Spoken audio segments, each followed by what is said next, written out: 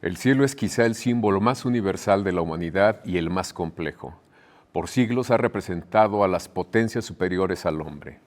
En la bóveda estrellada los aztecas distinguieron 13 cielos, pero aztecas y hebreos, chinos y celtas vieron en lo alto el hogar de la divinidad.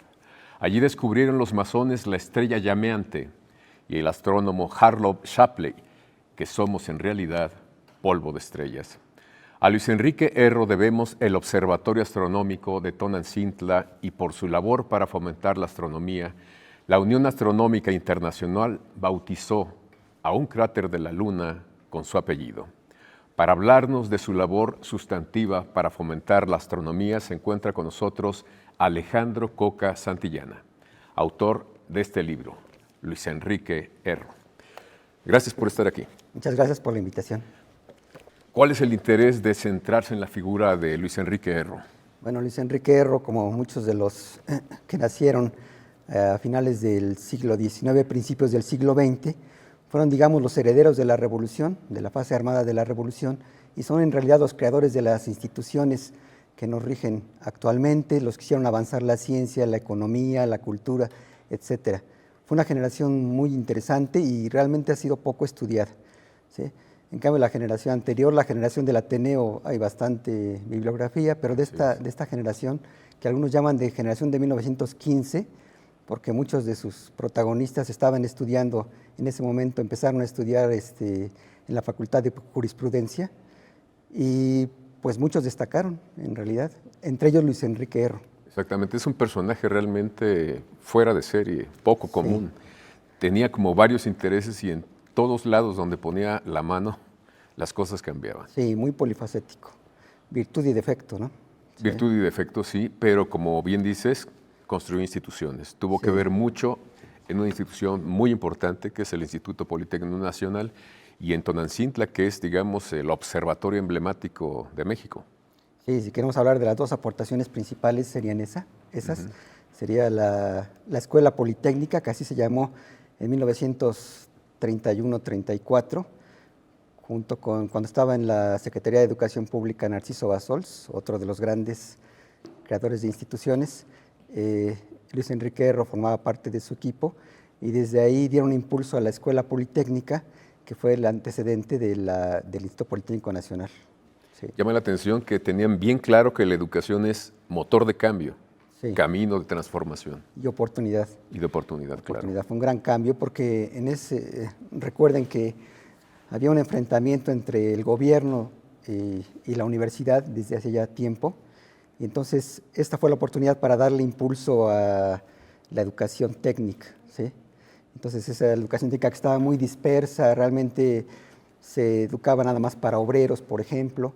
Entonces, con una visión mucho más integral, ya empezaron a formar la idea de la escuela, de la preparatoria técnica, ¿sí? Que le daba fuerza a todo el proyecto de la Escuela Politécnica, y ya con salidas hacia la ESIME, hacia la Escuela de Construcción, pero muy bien planeado ya en ese. De hecho, todo ese plan pues lo retomaron en 1936 para hacer ya otras personas el Instituto Politécnico Nacional.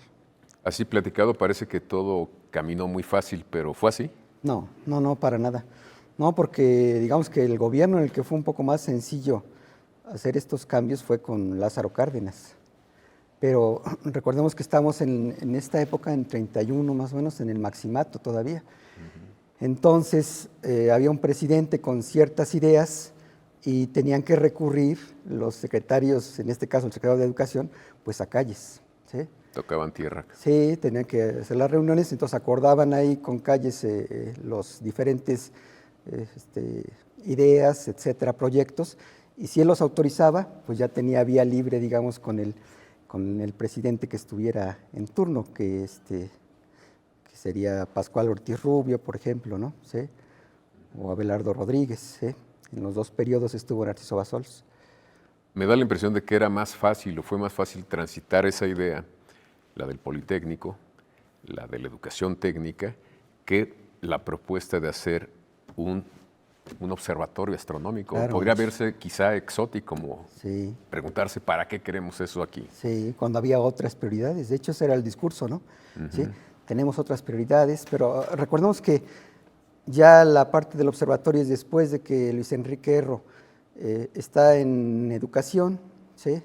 en la DETIC, en la Dirección de Educación Técnica, y entonces después de ese periodo pasa a ser diputado en la 36ª legislatura. ¿Sí? Ahí también hace un apoyo fuerte a Cárdenas cuando tiene, en 1935, le toca el problema entre Calles y Cárdenas, precisamente, que tiene que cambiar su gabinete, etc. En esa época estaba Luis Enrique Erro como diputado. Y entonces ahí desde la Cámara de Diputados hay dos cosas importantes, que son la educación socialista, el proyecto de educación socialista, que le hace un poquito de sombra a la educación técnica, desafortunadamente. Claro. O sea, se mezclan ahí las ideas y queda un poquito en la sombra. Yo creo que las dos cosas, ¿no? ¿Sí? O sea, el proyecto de la escuela, de la Politécnica, se detiene un poco ahí, se le da más impulso a la educación socialista, se crea mucho ruido, y bueno, tienen que ver otras cosas más urgentes, ¿no? Entonces ahí desde la Cámara de Diputados, Luis Enrique Erro impulsa también lo que fue el primer intento de estudios de investigación científica, que fue el CENESIC, el Consejo Nacional de Educación Superior e Investigación Científica, lo que es el antecedente, digamos, el primer antecedente de lo que fue después el CONACYT, ¿sí? Claro. Que pasó por varios periodos y nombres, pero es el primer intento sistemático. Y en este intento pues estuvo Luis Enrique Erro como diputado y estuvo como fundador también entre los 11 miembros, que después fueron 9, de este consejo. Y este consejo precisamente abordó temas aparte de ver la educación superior y pelearse un poco con la UNAM y todo ese problema que estaba en esa época, también empezaron a proponer diferentes centros de investigación. Entre ellos ya empezó a surgir la idea de la astronomía, así como empezaron a platicar cosas de esas, ¿no? Sí, pero era un plan como muy abierto, había muy otras difuso, opciones. Sí, no, pero bueno, y la astronomía también, yo sí creo que la veían así como de ladito, ¿no? Sí, y ahí fue importante porque yo creo que de ahí sacó una percepción de qué podía hacer el gobierno y qué no estaba dispuesto a hacer, ¿no? Claro. ¿Sí? En ese momento lo toma, empieza a agudizarse un problema de sordera crónica que tuvo Luis Enrique Erro y lo saca un poco de foco de la política fuerte, digamos, ¿no? ¿Sí? Y entonces decide ya empezar a tratarse ese problema, porque en esa época, acuérdense que había balaceras en la Cámara de Diputados, o sea, era realmente peligroso. Las diferencias así se Y empezaba a bajar rápidamente su audición. Ajá. Entonces hubo una balacera y aunque hubo muertos y eso, él dice que no se enteró, que ya cuando vio los que estaban ahí en el suelo y eso es cuando se dio cuenta que había estado más fuerte el problema, ¿no?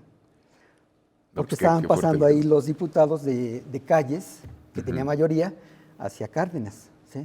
Que finalmente logró mayoría también para hacer cambios, ¿no? ¿Sí? Bueno, después de eso, Luis Enrique Erro se empieza a tratar, pide ayuda al general Cárdenas para irse a Francia y luego a Estados Unidos a tratar este problema de sordera. Y yo creo que ahí es cuando se da cuenta de cómo está la ciencia, digamos, de México con respecto a la de otros países. A la astronomía siempre la tomó como aficionado.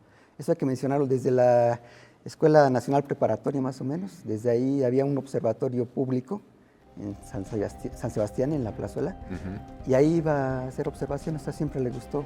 De esto nos vas a hablar un poco más adelante, después de un corte. Okay.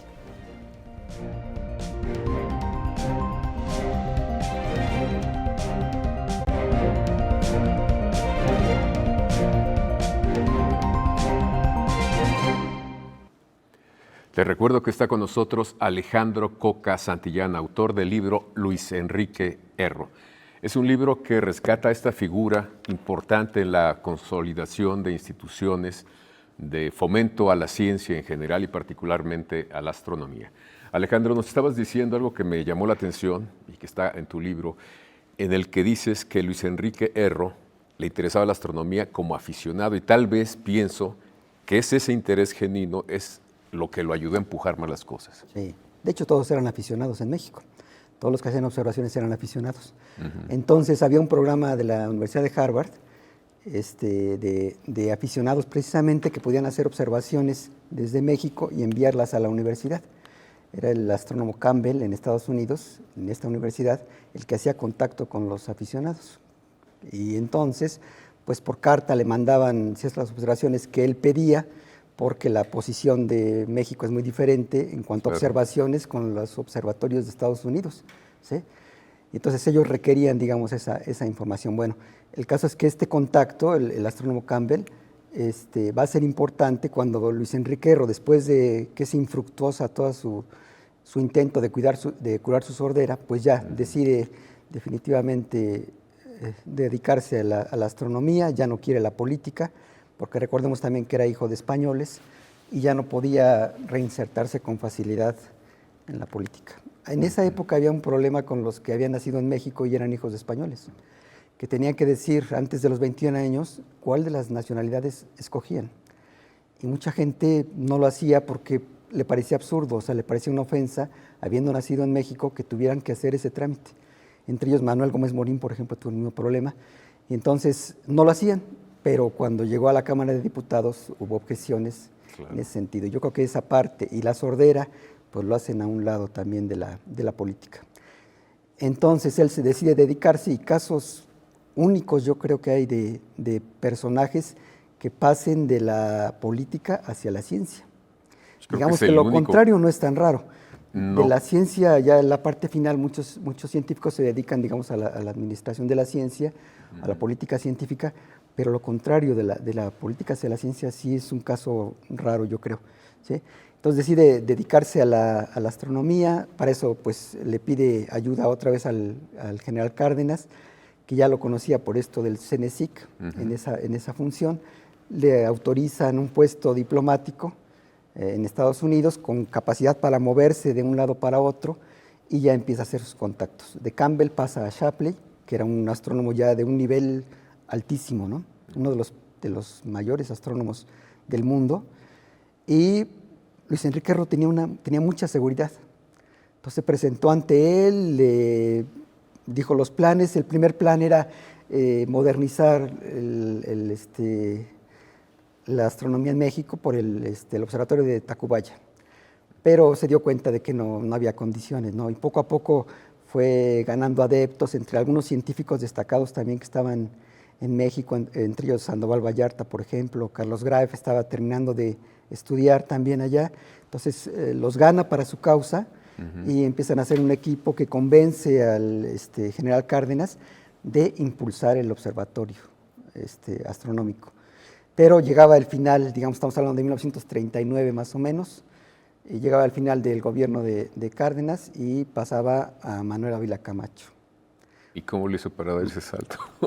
Todavía en esa transición fueron accesibles los de Manuel Ávila Camacho, o sea que se pudieron hacer varios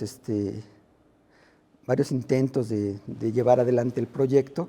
Se logró y finalmente se construyó. Bueno, la condición que puso el general Ávila Camacho fue que fuera en Puebla, porque era poblano. Entonces dijo, se hace, pero en Puebla. Y eso fue afortunado también por las condiciones geográficas. Las condiciones, claro. Las luces de la ciudad, muy débiles todavía en aquella época, y tuvo mucho éxito. Donde se situó el observatorio estuvo muy bien. Y otra cosa muy importante fue la visión de Luis Enrique Erro, porque no era un observatorio cualquiera. O sea, él quería platícanos de eso. ¿Cuál es la visión que tenía? Sí, la visión muy importante es que quería pasar de la astronomía de observación, o sea, de ver estrellas, de contar estrellas, de hacer lo que se llamaba la carta del cielo, de ver en qué posición están cada cosa que se puede ver, a pasar a la astrofísica. Y eso ya es algo mucho más complejo, o sea, decir, una estrella, de qué está compuesta, qué material tiene, qué sustancias químicas se pueden observar, la espectroscopía de las estrellas, observar galaxias, irse cada vez más lejos.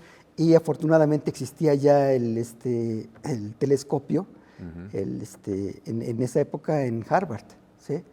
El telescopio Schmidt, ¿sí? Ese era el último que había. Y ese telescopio, el Schmidt, tenía la particularidad de que observaba radios muy, muy amplios, ¿sí? Que era más o menos más de 10 veces lo que un telescopio normal podía observar. Entonces el trabajo se podía avanzar a pasos gigantescos, siempre y cuando estuviera la persona adecuada ahí, ¿no? Sí, claro. Sí. Bueno, entonces finalmente en 1942 se inaugura el observatorio, ya estamos con Ávila Camacho, y se empieza a montar todo pero hay algunos problemas, hay muchos problemas para formar el staff del observatorio. Y aquí hay otro problema de Luis Enriquerro, de la mentalidad de Luis Enriquerro. Estaba dispuesto a pedir ayuda a los científicos de Estados Unidos.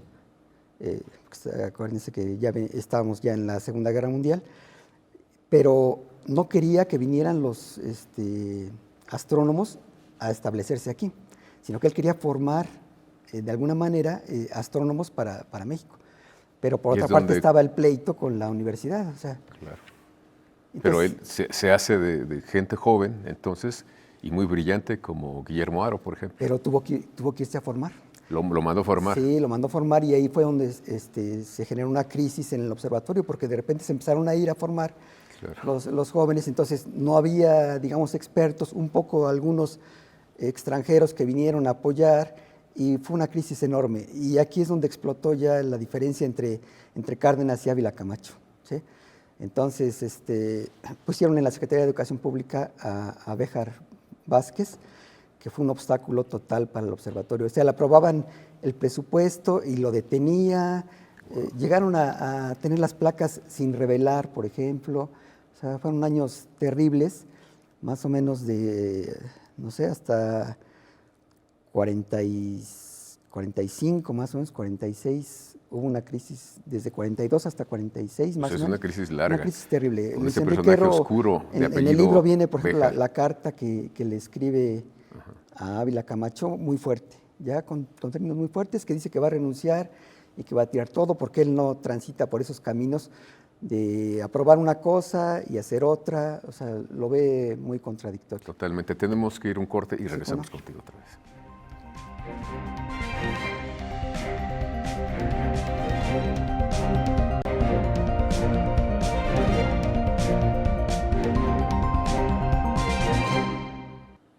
Alejandro Coca, nos estabas refiriendo a la crisis que tuvo Erro, pero también nos habías comentado de que él no se quiso limitar solamente a la observación de cuerpos celestes, sino a llegar a otras zonas para ampliar el conocimiento precisamente de la bóveda celeste.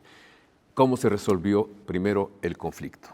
Con el regreso de Guillermo Haro, exactamente, es el que ya le dio impulso y adquirió una maestría para manejar el telescopio Smith, enorme, o sea, una maestría enorme. Él no era matemático, sino era observacional. En ese sentido, supo sacarle a este telescopio todo lo que se le podía sacar. Empezó a hacer descubrimientos, empezó a hacer estrellas ráfaga, los objetos Herbig-Haro, por ejemplo, que son mundialmente famosos, llevan su nombre. Y eso le dio un impulso ya al observatorio de Tonantzintla, entre los primeros 5 del mundo. Le dieron un premio en Rusia, ¿no? Sí, claro, sí. Sí, o sea, ya empezaron a nombrar los miembros de las diferentes academias en Francia, en Rusia. Y ahí es donde Luis Enriquerro, en cierta forma, reconoce ya la maestría de Guillermo Haro y se hace a un lado. O sea, ya en 1950 deja el observatorio en manos de Guillermo Haro, después de tener muchos pleitos también con él y todo, porque las personalidades eran semejantes. Eran muy fuertes de carácter. Los dos muy fuertes, sí. Sí, de hecho se separaron algunos meses. Y ahora los restos de uno y otro están ahí en Tonantzintla. Sí, pues sí, porque tuvieron que reconocer, después de ese pleito que tuvieron, que está referido en el libro, pues tuvieron que volver a reunirse y por el bien del país y eso, pues hacer avanzar lo que ya se había invertido, ¿no? Porque ese telescopio pues sí le dio mucho lustre a la astronomía en México. Y entonces cuando ya está, digamos, el máximo punto de la astronomía, ya Guillermo Haro toma el control, Luis Enriquerro se retira y empiezan sus problemas cardíacos, empieza a tener infartos uno tras otro. Pero aún en el hospital se pone a escribir. Sí, ya decide, piensa todavía que va a vivir de escritor, escribe Los pies descalzos. Así es. ¿Sí? Una novela de la... Sobre el zapatismo, sobre Zapata. De la Revolución. Es una novela que es no exactamente del tipo de las novelas de la Revolución, porque como sus padres fueron españoles, él digamos que le da ese giro de contarlo desde una familia de españoles, ¿sí? cómo va creciendo el hijo, pero al mismo tiempo tienen una nana que es indígena y que tiene que sacrificar a su propia hija para cuidar al hijo de los españoles. Y entonces va haciendo toda la trama en ese sentido. Los pies descalzos. Los pies ¿Cuánto descalzos. tiempo le lleva a escribir esta novela? Él dice que mientras estuvo en el hospital, o sea, pero estuvo en dos ocasiones, más o menos como 6 meses, así en 2 periodos, y tal vez tenía algunos apuntes anteriores, Claro. ¿sí? Pero también tenía antecedentes, por la misma formación que tuvo polifacética, o sea, tenía antecedentes había dirigido 2 revistas literarias como adolescente, en la escuela preparatoria y en la de jurisprudencia. Un hombre O sea, con muchas curiosidades. Estuvo muy francamente. cercano a los contemporáneos, muy, muy cercano. ¿Sí? ¿Con Entonces, quién trató más? Con este poeta, ¿cómo se llama? Villaurrutia, Cuesta, Javier, no, un poquito anterior. Pellicer, Pellicer, sí. Carlos Pellicer fue el su más grande del grupo, su sí. compañero, sí, con Carlos Pellicer. Sí. De hecho, ellos colaboraron también en las revistas juveniles. ¿Sí? De Luis Enrique Erro. Sí.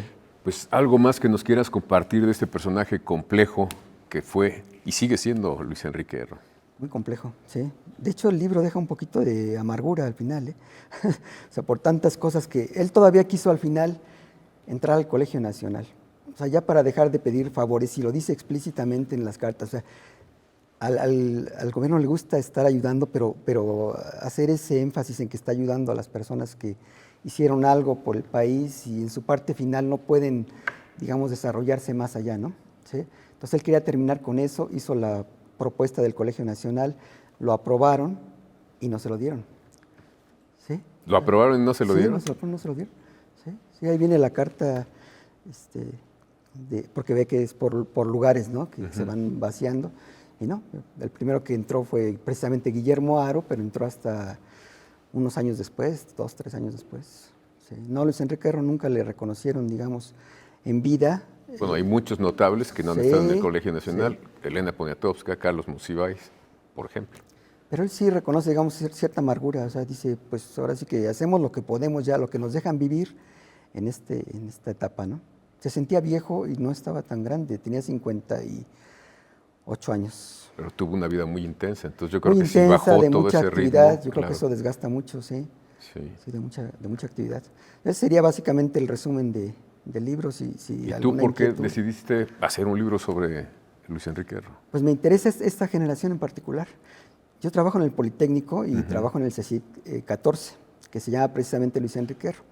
Entonces, cuando yo llegué, dije, pues tenía alguna idea, pero muy vaga, realmente. Entonces dije, pues voy a investigar. Estamos cerca del Archivo General de la Nación.